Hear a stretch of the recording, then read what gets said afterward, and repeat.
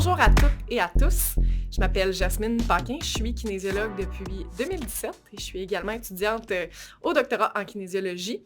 Et aujourd'hui, je vais vous parler de la relation saine à l'activité physique et le mouvement intuitif, parce qu'on sait que la relation au corps peut passer par la relation à l'activité physique et qu'une image, en fait, qu'une relation saine avec l'activité physique peut grandement améliorer finalement notre relation avec notre image corporelle. Donc aujourd'hui, petit plan pour la capsule, je vais vous parler de, qu'est-ce que c'est une relation saine à l'activité physique? Bon, évidemment, il n'y a pas de consensus, il n'y a pas nécessairement une définition scientifique très appuyée, mais avec l'expérience que j'ai un peu sur le terrain, j'en suis venue à ma propre définition d'une relation saine avec l'activité physique.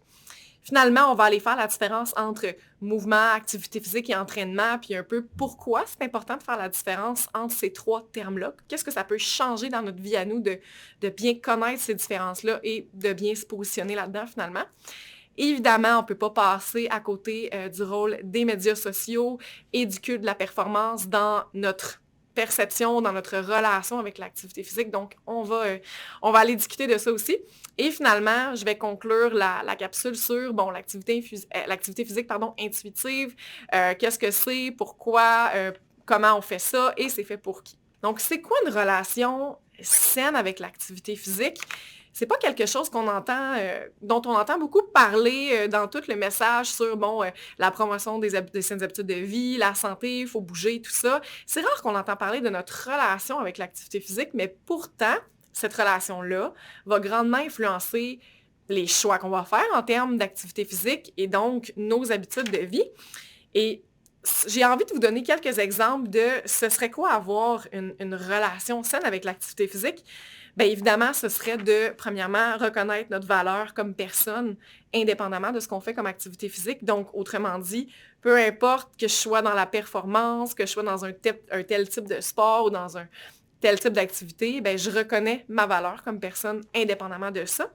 Je suis en mesure de respecter aussi mes limites, que ce soit physique, contextuel, que ce soit social, que ce soit financier. J'apprends à reconnaître ces limites-là et à respecter ce que ces limites-là m'imposent dans ma pratique d'activité physique et avec bienveillance, je m'ajuste en fonction de ces limites-là. Quelque chose qui demande un peu d'effort aussi dans une bonne relation à l'activité physique, c'est d'apprendre à se détacher des idéaux, des croyances qui sont peut-être pas fondées qu'on pourrait avoir sur l'activité physique, de toutes les mythes, en fait, les mythes qui viennent modifier notre relation à l'activité physique parce qu'on adhère à des croyances qui sont pas nécessairement vraies en lien avec l'activité physique et l'entraînement. Et j'y reviendrai.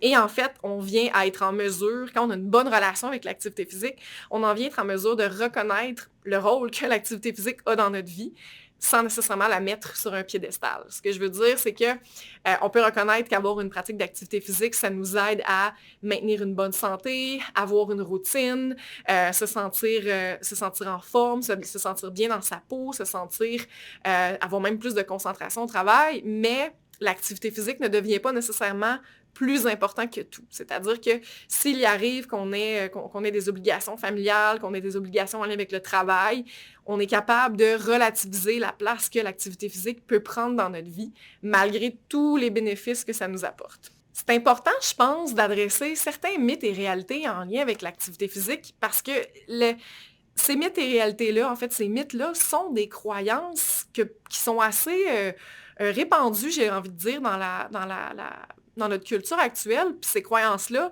peuvent venir affecter la qualité de notre relation à l'activité physique parce qu'elles ne sont pas nécessairement vraies, ces croyances-là, et elles viennent un peu brouiller la manière qu'on peut se percevoir par rapport à l'activité physique. Donc, la première croyance, en fait, le premier mythe que j'ai le goût de déboulonner, de déboussailler, disons comme ça avec vous, c'est le fait que l'apparence et le niveau d'activité physique sont directement en lien.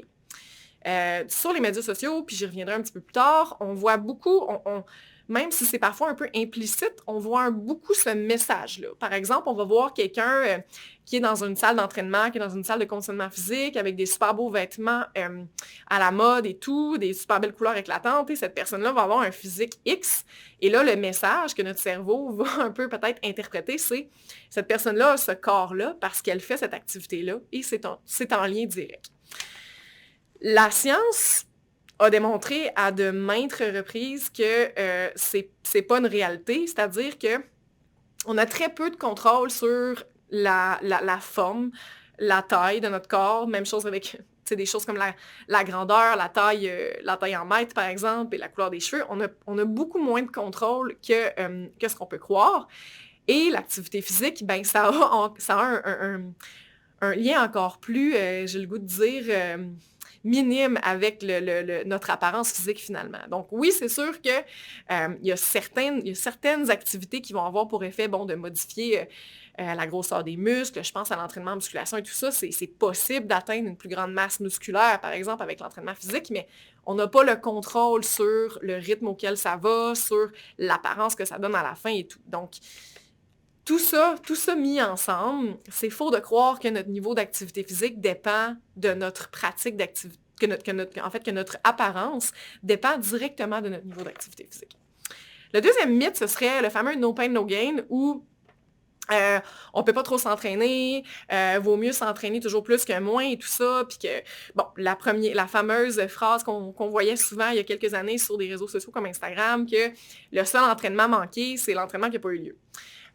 Malheureusement, c'est pas tout à fait vrai dans le sens où souvent la douleur à l'entraînement, c'est un signe qui n'est pas nécessairement bon. Donc, le fait d'avoir mal en s'entraînant, ça peut vouloir dire qu'il y a une blessure sous-jacente, qu'on est en train de développer une blessure ou qu'on a développé une blessure sans s'en rendre compte. Ça peut vouloir dire que l'entraînement est trop exigeant pour notre énergie du jour, que l'entraînement est trop exigeant pour notre niveau de pratique actuel et il faut savoir s'adapter. Et je pense que le plus important à voir là-dedans, c'est vraiment la notion de douleur. Tu sais, le no pain, no gain, qui veut dire si on a mal, ça veut dire que ça va avoir un effet ou ça va améliorer mes qualités physiques. Ben, c'est pas toujours le cas. Il y a des entraînements, il y a des formes d'activité physique qui sont beaucoup plus douces pour le corps puis qui vont produire des effets qui vont aider notre condition physique à s'améliorer. Par exemple, le yoga, c'est un très bon exemple. L'autre chose aussi, c'est un petit peu moins, c'est pas partagé directement comme ça dans les croyances, ou c'est pas un mythe qu'on entend tout fait, disons, dans la culture populaire, mais il y a quand même une certaine croyance selon laquelle notre niveau d'activité physique, la quantité d'activité physique qu'on fait, nous rend plus intéressants ou nous rend meilleurs comme personne. On a probablement tous des gens dans notre entourage qui font, par exemple, des très, très longues distances à la course, qui font des Ironman et tout ça. Puis, je tiens à le dire, c'est des performances qui sont absolument ahurissantes. Ça prend un niveau de préparation et de sérieux pour ces compétitions-là qui est absolument impressionnant. Puis je pense que c'est quelque chose qu'il faut saluer. Par contre, une personne n'est pas meilleure comme individu parce qu'elle fait ce type d'épreuve-là. Chaque personne a une valeur qui lui est propre. Chaque personne, en fait, on a tous de la valeur comme personne. Et le fait de faire un Ironman ou un marathon ne fait pas en sorte qu'on a plus de valeur comme personne. Je ne dis pas que les gens qui font des marathons, qui font des Ironman, pensent qu'ils ont plus de valeur. Au contraire, mais des fois, quand notre relation avec l'activité physique est troublée, on a l'impression que pour s'accorder soi-même plus de valeur, il faudrait atteindre ça. Mais la valeur, on peut toujours à tout moment se l'accorder à soi-même indépendamment de ce qu'on fait comme performance dans le quotidien. Un peu en lien avec le no pain, no gain, la croyance selon laquelle on peut s'entraîner ou même on doit s'entraîner 7 jours sur 7, c'est important de comprendre que s'entraîner à tous les jours, ça comporte des risques. Il y a un risque à tout dans la vie, mais s'entraîner 7 jours sur 7, c'est plus risqué pour la santé et pour le risque de blessure que s'entraîner 5 jours sur 7 ou même 6 jours sur 7. Et évidemment, c'est encore plus risqué que s'entraîner 3 jours, 2 jours sur 7. Okay? Donc, voyez-vous, plus la fréquence d'entraînement augmente, jusqu'à 7 jours sur 7, plus le risque de blessures, de maladies infectieuses et tout ça augmente parce que plus on s'entraîne souvent, moins on se laisse de temps pour récupérer. Donc, c'est faux de croire qu'il n'y a pas de risque à s'entraîner 7 jours ou même 6 jours sur 7. Et finalement, la fameuse croyance selon laquelle les athlètes, les personnes qui ont des très hauts niveaux de performance sont les personnes les plus en santé qui soient.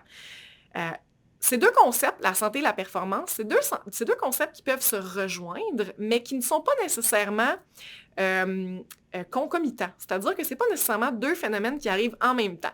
Je peux être une athlète de haut niveau et avoir des bonnes habitudes de vie qui me permettent d'avoir un bon niveau de santé, mais c'est pas toujours le cas. Il y a certains athlètes, plus dans certaines disciplines que dans d'autres, où les habitudes de vie jouent moins un grand rôle sur le niveau de performance, si on veut, et ça va faire en sorte que ces personnes-là sont autant à risque d'adopter des moins bonnes habitudes de vie que la population générale, finalement. Et le fait d'être un athlète ne réduit pas tous les risques de tomber malade ou d'être atteint d'une maladie, d'être une maladie non communicable, comme on appelle comme le cancer, par exemple. Donc, c'est pas parce qu'on est à un haut niveau de performance qu'on est nécessairement plus en santé que la population générale. Puis là-dedans, je pense que c'est important de garder en tête la question de la santé mentale. Donc, parmi tout ça, je vous disais au début de la capsule, c'est important de faire la différence entre le mouvement, l'activité physique, l'entraînement, parce que c'est important de comprendre où est-ce que nous, on veut se situer. L'activité physique, l'entraînement puis le mouvement, c'est trois choses complètement différentes. Puis selon qu'est-ce qu'on décide à quoi on décide d'adhérer ou disons, de s'impliquer plus personnellement dans ces trois concepts-là, bien, ça va changer notre attitude par rapport à ce qu'on fait puis nos choix aussi. Donc, le mouvement, c'est tout simplement un changement de position dans l'espace. Donc, par exemple, moi, je suis en train de vous donner une capsule, je produis du mouvement parce que je bouge un peu sur place. Ça, en soi, ça correspond à la définition du mouvement. L'activité physique, ça va être un ensemble de mouvements coordonnés dans l'espace en ayant une direction précise. Donc, je ne suis pas nécessairement en train je suis pas en train de suivre des règles, mais je fais une activité qui implique différents mouvements. Par exemple, la randonnée pédestre, je ne suis pas en train de faire quelque chose qui est à titre... c'est pas nécessairement structuré, c'est pas nécessairement compétitif, il n'y a pas forcément de règles, mais je suis en train de faire une activité physique parce que je déplace mon corps dans l'espace. Et finalement, l'entraînement, c'est vraiment la notion de structure. Donc, l'entraînement, c'est vraiment une activité, en fait, un ensemble d'activités physiques qui vont être structurées dans le temps et qui va varier selon différents paramètres comme l'intensité, la durée, la fréquence et tout ça. Et l'objectif, ça va être d'améliorer des qualités physiques. Donc, c'est important de comprendre la différence entre ces trois concepts-là pour bien situer qu'est-ce qu'on a envie de faire, nous, comme personne. Est-ce que pour moi, ajouter du mouvement dans mon quotidien, c'est quelque chose qui me rend satisfait? Est-ce que c'est quelque chose qui me rend confortable ou est-ce que je veux aller dans quelque chose de plus structuré? Puis, parfois, avec la structure, peut venir une certaine rigidité. Donc, c'est pour ça que c'est important de comprendre ces concepts-là. On sait tous que l'activité physique, ça a un impact sur la santé. Donc, il y a d'innombrables recherches scientifiques qui ont démontré ça. Puis quand je parle de santé, bien sûr, il y a la santé physique. On sait que l'activité physique, ça diminue le risque de, toutes sortes de maladies, comme les maladies cardiovasculaires, le diabète. Il y a même de la recherche qui tend à démontrer que ça réduit le risque de cancer et que ça aide à la rémission d'un cancer et que ça aide à l'efficacité des traitements pendant un cancer. Mais bon, tout ça, c'est une question de santé physique. Moi, aujourd'hui, je voulais vous amener à aller un petit peu plus loin que la santé physique parce qu'on les connaît bien quand même, là, les effets de l'activité physique sur notre santé physique, justement. Moi, j'avais envie qu'on parle un peu plus de tout ce qui est le côté multidimensionnel de notre santé. Okay? C'est-à-dire que notre santé, ce n'est pas que notre corps, c'est aussi notre tête, nos émotions, nos relations avec les autres et c'est l'environnement qui nous entoure. Puis l'activité physique, selon ma perception à moi puis mon expérience comme kinésiologue, bien, l'activité physique va avoir, oui, un rôle sur notre santé physique, mais aussi sur notre santé environnementale, sociale, mentale et émotionnelle. Quand je parle de santé sociale, par exemple, d'avoir un groupe avec lequel, en fait, j'ai une activité physique, j'ai un mouvement, j'ai une pratique de mouvement où j'ai des entraînements plus structurés. Ça, en soi, c'est une façon très, très, très, très, très efficace, j'ai le goût de dire, de créer des liens sociaux, de créer une communauté, de sentir qu'on appartient à un groupe, de partager une expérience. Par exemple, il y a de la recherche qui tend à démontrer que le fait de faire une pratique de yoga dans un studio versus à la maison seul, ça a des effets complètement différents sur la manière dont notre cerveau va se sentir connecté aux autres. OK? Donc, le fait d'être dans une salle puis de pas du tout connaître les gens autour de soi, mais de partager cette pratique-là avec d'autres personnes, ça a un effet qui est majeur sur notre santé finalement mentale et émotionnelle. On ne peut pas passer à côté du rôle de l'activité physique dans la gestion du stress. Okay? Donc, on parlait beaucoup de la santé physique tout à l'heure. L'activité physique aurait un rôle, c'est assez bien démontré scientifiquement que l'activité physique aurait un rôle très important dans la gestion des signaux de stress. Donc, par exemple, un signal de stress, c'est je suis au bureau, je reçois un courriel qui ne me plaît pas trop, je ne sais pas trop comment interpréter le message que la personne m'a envoyé. Donc, j'ai des signaux de stress, j'ai le cœur qui se met en bataille, ma pression sanguine augmente, je deviens très, très éveillée, très alerte, je me mets à penser. Tout ça, c'est des signaux physiques de stress.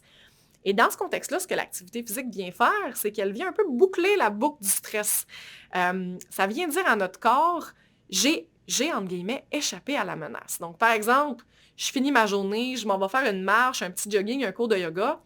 Étant donné que je me mets en action, que je mets mon corps à contribution dans tout ce farfouillis émotionnel-là, ben, mon corps reçoit le signal que c'est beau, on a géré la menace, puis tout va bien maintenant.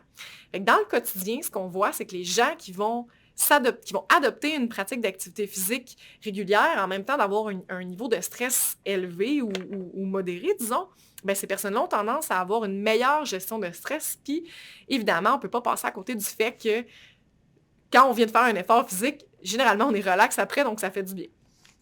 Finalement, toute la question de la santé environnementale, on est un tout, on fait partie d'une société, d'une culture, mais d'un environnement également. Et la recherche tend à démontrer que ce contact-là avec l'environnement est très, très important pour notre santé physique et mentale.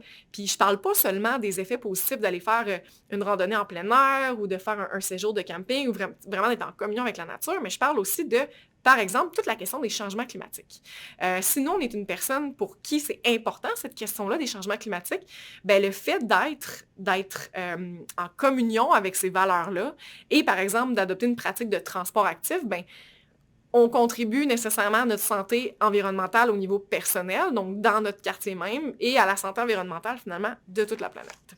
Je le disais d'emblée que pendant la capsule, on allait parler un peu du rôle du cul de la performance et des médias sociaux.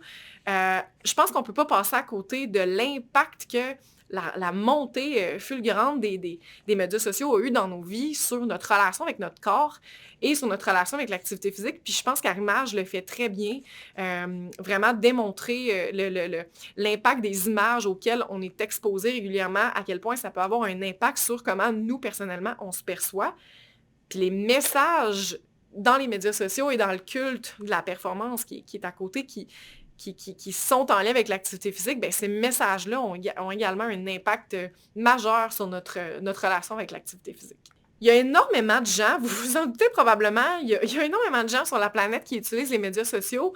C'est rare qu'on croise quelqu'un qui n'a pas Facebook, c'est aussi rare qu'on croise quelqu'un qui n'a pas Instagram. Bon, TikTok, ça dépend de la génération, c'est un média un peu plus récent.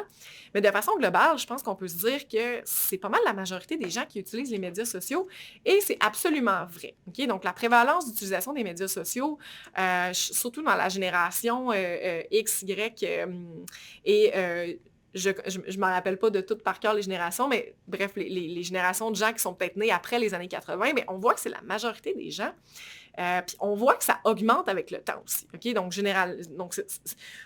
oui, il y a plus de gens jeunes qui vont utiliser les médias sociaux parce qu'ils y ont accès dès leur plus jeune âge, mais aussi même chez les personnes qui vieillissent et qui sont nées, par exemple, avant les années 80, mais ces personnes-là vont se mettre à utiliser les médias sociaux. Donc, tout ça pour vous dire que l'utilisation des médias sociaux tend à augmenter depuis les années 2000. Et ce qui est intéressant de voir, c'est que il semblerait que les femmes utilisent un peu plus les médias sociaux que leurs confrères masculins, finalement. Dans les médias sociaux qui sont utilisés, c'est clair que la plus populaire, puis c'est probablement la plus vieille, ça semble être Facebook, mais il y a clairement une remontée là, du côté de Instagram, peut-être même de TikTok, de YouTube évidemment. Ce graphique-là date par exemple de 2018, puis je pense que TikTok pourrait, si on le mettait à jour, je pense que TikTok pourrait avoir gagné quelques points de pourcentage. Donc tout ça pour vous dire que les médias sociaux sont utilisés de façon très, très, très répandue. Puis c'est la vaste majorité des gens qui s'en servent. Donc, c'est la vaste majorité des gens qui vont être exposés à ce qui est partagé, véhiculé sur ces médias sociaux-là. Bon, les médias sociaux, ça a été inventé pour, d'entrée de jeu, je pense, une très bonne intention de connecter les gens et tout ça. Et il y a des aspects positifs à utiliser les médias sociaux. Ce n'est pas que du négatif. Par exemple, il y a de la recherche qui tend à démontrer que pour certaines personnes, ça peut avoir un effet motivateur. Par exemple, je rejoins un groupe d'entraînement sur Facebook, sur Instagram, puis je suis ces entraînements-là, par exemple, en live Facebook à toutes les semaines, puis c'est une communauté, j'ai tout un cercle social avec moi, puis même si ces gens-là ils n'habitent pas à côté de chez moi dans ma rue, ben je suis connectée d'une certaine manière avec eux, puis ça peut être vraiment un élément motivateur important. Cependant, il y a quand même un envers de la médaille aux médias sociaux. C'est pas facile nécessairement de se tourner vers des bonnes ressources, des ressources fiables, des ressources bienveillantes, et on peut facilement se laisser aspirer finalement. On sait, il y a eu beaucoup d'articles de journal qui découlaient d'articles scientifiques là, qui tendent à dire qu'un usage excessif des médias sociaux peut être associé à de l'anxiété.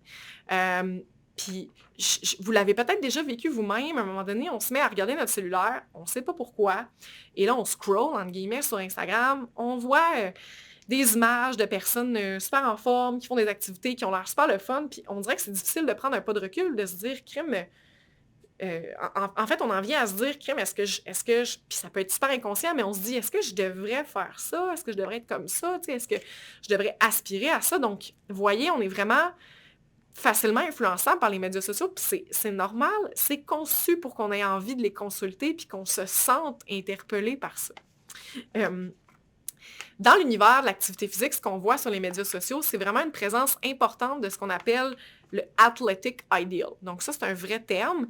Et cet idéal athlétique-là, en fait, je dirais, c'est une nouvelle norme de beauté. Je pense que vous en avez peut-être déjà entendu parler. Une nouvelle norme de beauté où on est plutôt, au lieu d'être super mince, on est super musclé, on a l'air super en forme, on a l'air vraiment d'avoir des qualités physiques impressionnantes. Souvent, on va être présenté dans des beaux vêtements, comme je disais au début, des vêtements à la mode, vraiment des belles couleurs éclatantes. Des fois, ces vêtements-là vont même avoir tendance à montrer les parties du corps qu'on entraîne et donc qu'on veut montrer. Et ça, c'est ça l'idéal athlétique, c'est qu'on vient s'associer mentalement, disons, à cet idéal-là. Et le fait d'être souvent exposé à cet idéal-là peut faire en sorte qu'on va l'internaliser. Donc ça, ce que ça veut dire, l'internalisation, c'est qu'on va carrément faire entrer ce modèle-là dans notre système de valeurs et on vient à croire qu'on devrait ressembler à ça parce qu'on est exposé à ça continuellement. Donc, notre cerveau est continuellement exposé à cette image-là. Donc, inconsciemment, bien sûr, on va adhérer à cette image-là. Et ces idéaux-là, je parle souvent de recherche puis d'études au plan scientifique, mais il y a beaucoup de recherches là-dessus, justement, qui tendent à démontrer que le fait d'adhérer à ces idéaux-là va être associé à une pratique d'exercice qui va être compulsive. Okay? Donc, quand on est dans la compulsion, on n'est pas dans une activité physique ou un entraînement bienveillant. On n'est pas dans se faire du bien. On n'est pas dans s'améliorer. On n'est pas dans avoir du plaisir. On est dans la compulsion. On est dans assouvir un besoin à court terme.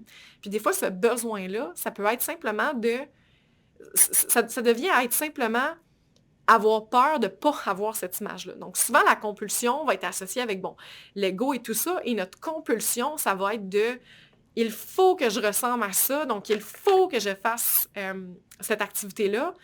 Puis vous voyez, j'utilise le terme « il faut », donc c'est pas « j'ai envie », c'est pas « j'ai le goût », c'est pas « ça me tente », c'est pas « ça me ferait du bien ». Donc, on est dans une obligation, puis dans un stress de ne pas atteindre cet idéal-là. C'est important de comprendre que le retouchage de photos, c'est pas juste pour les revues. Sur Instagram aussi, il y a beaucoup de retouchage de photos. Ce qui fait en sorte que ces idéaux-là il n'existe pas plus que les photos des revues, finalement. C'est des images créées de toutes pièces. Des fois, on va aller mixer différents corps ensemble parce qu'on sait que ces applications-là, il y a plein d'influenceurs qui l'ont démontré. Ces applications-là sont super faciles à aller chercher. Des fois, sont même super faciles à utiliser. Donc, modifier son corps, ça devient assez simple, je dirais, là, autant que modifier son visage. Là. Donc, on vient à créer un idéal qui n'existe pas et qui devient même improbable, dans le sens où c'est comme si les caractéristiques physiques de la personne, un coup toutes modifiées, c'est très peu probable que je retrouve dans la nature quelqu'un qui est aussi musclé, avec, avec des seins d'une certaine grosseur, avec des fesses, tout ça. Donc, ça peut arriver, absolument. C'est juste que c'est pas fréquent, mais c'est des idéaux de beauté justement peu fréquents qui nous sont présentés. Et donc, on devient à se demander si c'est nous qui est pas correct et qui devrait ressembler à ça, alors que ces idéaux-là sont créés de toutes pièces. Ils n'existent pas. Sur les médias sociaux, l'aspect aussi un élément qui est important de bien comprendre, c'est que notre cerveau va avoir énormément de plaisir à se comparer. Donc, le fait de se comparer, c'est tout à fait normal. Okay? On a évolué pour se comparer. C'est un mécanisme de survie. Ça nous sert à savoir où est-ce qu'on se situe par rapport aux autres gens de notre tribu. Okay? Je me situe où par rapport à la moyenne des individus que je côtoie? Est-ce que j'ai un comportement ou une caractéristique à modifier pour survivre? Mais bon, tout ça, c'est très tribal. On a évolué depuis le début de l'évolution, justement. Ce qui fait qu'aujourd'hui, cette comparaison-là n'a pas du tout, en fait, de bénéfice pour notre survie. Donc, au contraire, ce qui est déplorable, c'est que certains outils technologiques vont tabler sur ce besoin de comparaison-là. Okay? Il y a des applications qui, on pourrait croire, sont presque faites pour encourager cette comparaison-là. Et plus qu'on consulte l'application, plus qu'on clique, plus que c'est payant. Donc, c'est normal que l'application veuille encourager ça. C'est juste que comme personne, il faut savoir se protéger puis reconnaître quand est-ce qu'on tombe dans une comparaison qui n'est pas forcément saine. Donc, tout ça mis ensemble, l'activité physique, le culte de la performance, l'activité physique telle que présentée sur les médias sociaux, ça peut vraiment modifier le sens qu'on accorde à l'activité physique. Ça vient à modifier littéralement comment on perçoit le concept d'activité physique, puis comment on perçoit le rôle d'activité physique dans notre vie. C'est-à-dire que d'un côté, on va avoir un culte de la performance qui est la croyance, qui est en fait, j'ai envie de dire, un système de valeurs assez répandu, qui n'est pas nécessairement tangible dans notre quotidien, mais qu'on peut percevoir un peu partout. Toujours performer au travail, toujours performer à l'entraînement, toujours faire plus, toujours suivre la mode, ne serait-ce que d'atteindre tous les idéaux de performance dans tout le temps, ben ça en soi, c'est le culte de la performance. Puis ce qu'on voit dans le cas de la performance, c'est qu'il y a un besoin d'épanouissement et de réalisation des individus. Donc, en atteignant ces idéaux-là, on veut s'épanouir et se réaliser parce qu'on croit que c'est comme ça qu'on va y arriver. Il y a l'image de soi qu'on veut qu'il soit parfaite pour les gens à qui on la présente. Et finalement, il y a toute la question de l'adhésion à des normes sociales. Donc, le culte de la performance peut laisser place à certaines normes sociales, comme par exemple bouger d'une telle manière, avoir un tel niveau de condition physique, être en forme d'une telle façon bien précise, etc. Et tout ça, ça peut modifier le sens qu'on donne à la pratique d'activité physique. Puis d'un autre côté, si on rajoute les médias sociaux à tout ça dans le petit modèle que je vous présente ici, les médias sociaux, en soi, c'est un imaginaire, c'est un autre imaginaire social que celui qui existe déjà, finalement. C'est un outil de diffusion de soi et c'est un outil de reconnaissance de soi. Et donc là, on vient mélanger le culte de la performance et le rôle des médias sociaux dans la diffusion de soi, ce qui peut faire en sorte que ça modifie la manière dont on pratique l'activité physique et le sens qu'on donne à l'activité physique. Donc, très concrètement, je vous donne un exemple je veux pas démoniser une pratique ou une autre, c'est simplement une question de qu'est-ce qui apparaît le plus sur les médias sociaux. Certaines personnes qui vont croire qu'il faut être très, très, très musclé pour projeter une belle image de soi et qu'il faut être fort musculairement, par exemple, pour être épanoui, puis que c'est une norme sociale. Et là, d'un autre côté, les médias sociaux qui tendent à dire que, les corps musclés et minces en même temps, si on veut, c'est ce sont de beaux corps et ces images-là sont diffusées continuellement, ben, je vais peut-être en venir à croire que ce que j'aime faire dans la vie, c'est l'entraînement en musculation, par exemple. Puis ça pourrait être la même chose avec une toute autre sorte de pratique d'activité physique. L'entraînement en musculation, c'est un exemple en soi, mais ça peut être vrai pour les sports cardio ou peu importe finalement. Tout dépend de soi comme individu, à quel culte, à quelle partie du culte de la performance on adhère. Je vous parle beaucoup de sens depuis tout à l'heure. Bon, le sens, c'est quoi en fait le sens? Ben, c'est la signification qu'on accorde à quelque chose, c'est comment on se l'explique, c'est comment on le justifie aux autres et c'est quoi les valeurs qu'on accorde à ça. C'est en lien avec quelle de nos valeurs à nous finalement. Donc, en gros, le sens, c'est pourquoi on fait ce qu'on fait. C'est pourquoi on choisit de faire quelque chose puis pas autre chose. Ben, ce sens-là peut être absolument altéré ou modifié par le culte de la performance et les médias sociaux et l'influence, disons, des médias sociaux dans laquelle on se trouve actuellement au 21e siècle. Puis le culte de la performance, comme je vous dis, dans le contexte d'une société technologique, ça vient, oui, par par l'omniprésence des médias sociaux, ça va modifier le sens qu'on donne à la pratique d'activité physique parce qu'on internalise. Je vous parlais tout à l'heure d'internalisation du athletic ideal. Ben, le fait d'être exposé à cette culture-là via les médias sociaux internalise des normes sociales. Donc, vous voyez, ça vient vraiment modifier notre relation à l'activité physique parce que si on croit qu'on doit atteindre un certain idéal au niveau corporel, nécessairement, ça va modifier le sens qu'on donne à l'activité physique, le rôle que ça va jouer dans notre vie et l'importance que ça va avoir aussi. J'ai envie de vous présenter l'activité physique intuitive comme un remède à tout ça, finalement, comme une manière de s'affranchir de cette culture-là et de se sentir serein avec sa présence et avec l'influence que ça peut avoir dans nos vies. Donc, je vous présente comment je perçois l'activité physique intuitive. Il n'y a pas de vraiment définition consensuelle encore, comme je vous disais, mais je vous présente ça avec quoi je suis arrivée au fil des années. Je crois que c'est toute forme d'activité physique qui va respecter les besoins et le ressenti ici et maintenant. Donc, on est vraiment dans une question de moment présent, de quotidien, de ressentir les choses.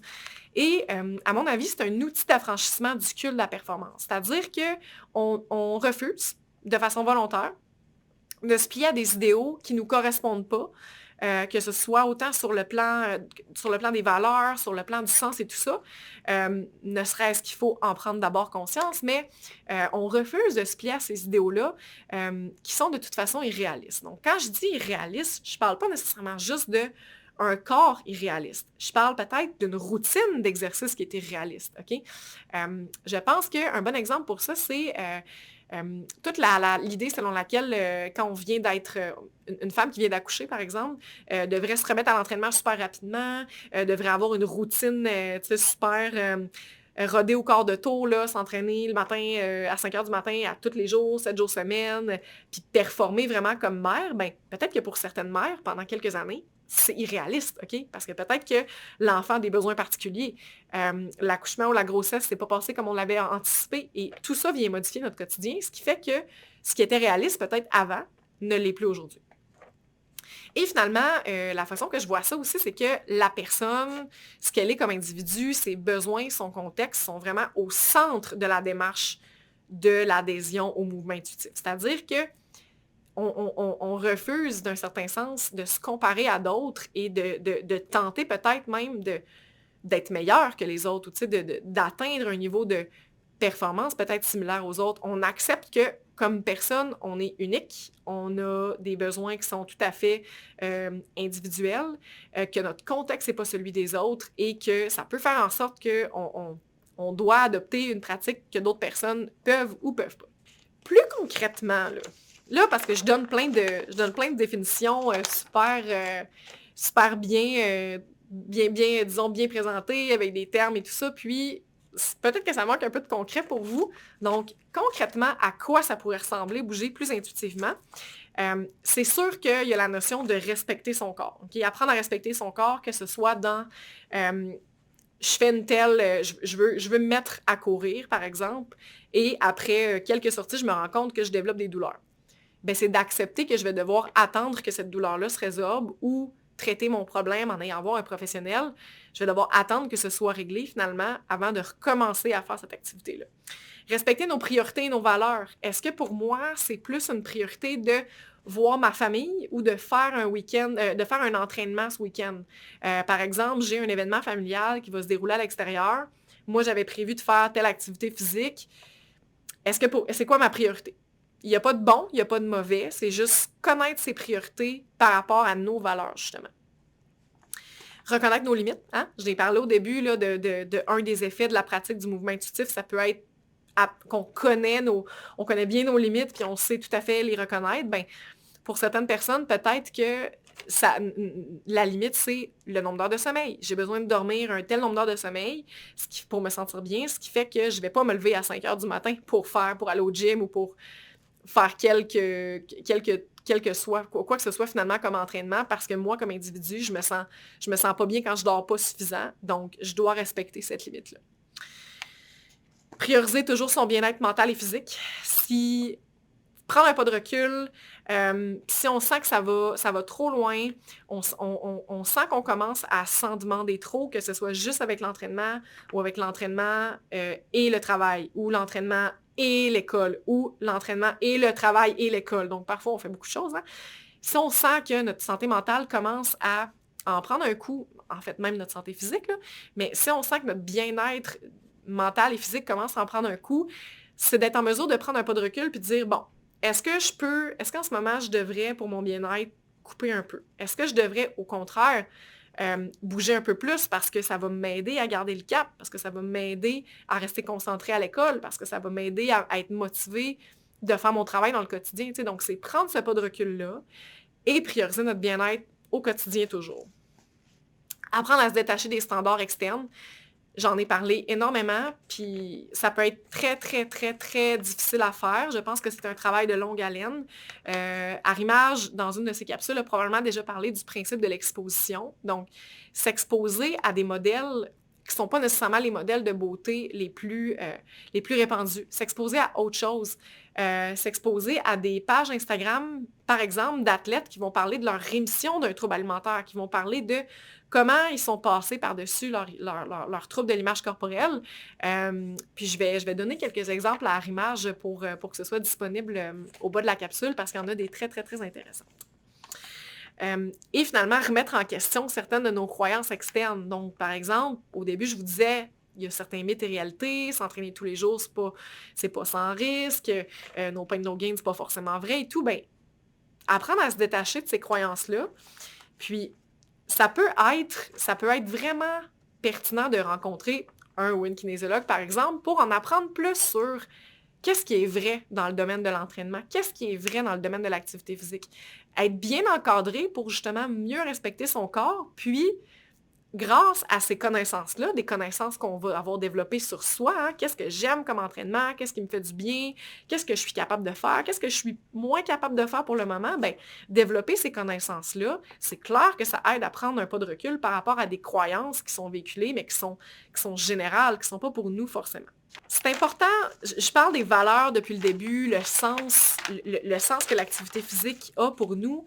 Je pense que les valeurs, c'est vraiment au centre de la démarche. Puis les valeurs, c'est littéralement qu'est-ce qu'on choisit d'être, de faire, de véhiculer, de partager au quotidien. Et c'est pas tout le monde ou on n'a pas toujours l'occasion de prendre le temps, de prendre un pas de recul pour observer ces valeurs. Mais je pense que si on souhaite s'embarquer dans une démarche de mouvement intuitif, c'est vraiment le premier, le point de départ, j'ai l'impression. Donc, savoir c'est quoi nos valeurs, c'est littéralement répondre aux questions « Pourquoi c'est important pour moi de bouger? Qu'est-ce qui fait que j'écoute cette capsule-là aujourd'hui avec Jasmine? Pourquoi ça m'interpelle l'activité physique? Pourquoi j'ai l'impression que ça doit faire partie de ma vie? Okay? Et est-ce que ma façon de bouger est cohérente avec ma façon de voir le monde? Est-ce que pour moi, l'environnement, c'est important? Est-ce que pour moi, l'environnement, c'est une priorité? Mais je voyage exclusivement en voiture. T'sais. Je dis pas que ça, c'est une incohérence en soi, mais voici un bon point de départ pour explorer nos valeurs. Est-ce que je ressens une pression à atteindre un idéal externe? Est-ce que je valorise le athletic ideal? Est-ce que je valorise le fait d'avoir un certain physique? Puis si la réponse c'est oui, il ne faut pas se taper sur la tête. C'est normal que ça arrive. Probablement que ça arrive à tout le monde à un certain moment, mais est-ce que j'ai envie que ça fasse partie de mes valeurs, de valoriser cet idéal-là, finalement? Et finalement, quel est le sens que je donne à ma pratique? Pourquoi je fais ça? Tu sais, c'est quoi le sens que ça a pour moi? Est-ce que c'est d'être capable de jouer avec mes enfants? Est-ce que c'est de vieillir en santé? Est-ce que c'est d'éviter d'avoir des complications si j'ai une maladie quelconque? Est-ce que c'est faire partie d'une équipe? Est-ce que c'est véhiculer un message? Qu'est-ce que je veux? Et pourquoi je fais ça finalement? Je vais conclure la capsule avec les 4 questions que j'avais mis en place il y a quelques années avec une amie avec qui j'étais à la maîtrise, puis on brainstormait sur un projet de mouvement intuitif et tout ça, puis on en est venu avec 4 questions qu'on trouve pertinentes de se poser si on veut bouger plus intuitivement. Okay? Donc, je pense que de toute la capsule, l'outil le plus concret, ça va être ces 4 questions-là. La première question, est-ce que mon niveau d'énergie mentale et physique correspond à l'activité que je m'en vais faire? Si j'avais prévu une course de 1h30, mais qu'il est rendu 7h du soir, j'ai pas pris ma collation, j'ai plein de travaux à faire, puis je suis brûlée de ma journée. Est-ce que mon niveau d'énergie mentale et physique correspond à cette activité-là? C'est quoi mes motivations à faire? Deuxième question. C'est quoi mes motivations à faire cette activité-là? Est-ce que je me sens obligée? Est-ce que j'ai l'impression que la motivation vient de moi? Ça vient d'un désir profond de faire cette activité-là? Ou j'ai l'impression que c'est une pression externe, puis je me sens obligée de le faire? Est-ce que ce que je m'apprête à faire est aligné avec mes valeurs? Est-ce que ça correspond à ce dont je veux que mon quotidien soit façonné? Qu'est-ce que je veux prioriser dans la vie? Okay? Donc, c'est probablement la question la plus complexe des 3, mais un coup qu'on a fait l'exercice des valeurs puis qu'on a mis au clair avec soi-même ce qu'on veut qui apparaisse dans notre quotidien, je pense que c'est un petit peu plus facile de répondre à cette question-là. Et finalement, la question probablement la plus difficile à répondre, mais probablement dans les plus importantes à se poser, si cette activité-là n'avait aucun impact sur mon apparence, est-ce que je la ferais quand même? Question pas facile, mais question importante à répondre, je crois bien. Donc, merci d'avoir écouté la capsule jusqu'au bout. Je vais rendre mes coordonnées disponibles pour toute question. Et sinon, je vous dis au plaisir de se croiser dans une activité d'arrimage.